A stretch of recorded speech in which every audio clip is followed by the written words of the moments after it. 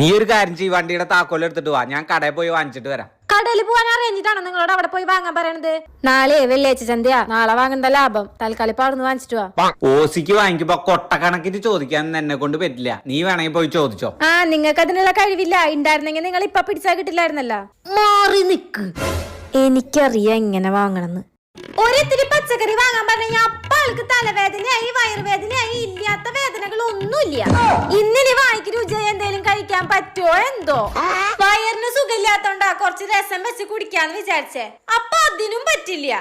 2 തക്കാളിക്കും 2 പച്ചമുളകിനും 1 കഷ്ണം ഇഞ്ചിക്കും വേണ്ടി ഞാൻ ഈ സെന്റർ വരെ നടക്കണം.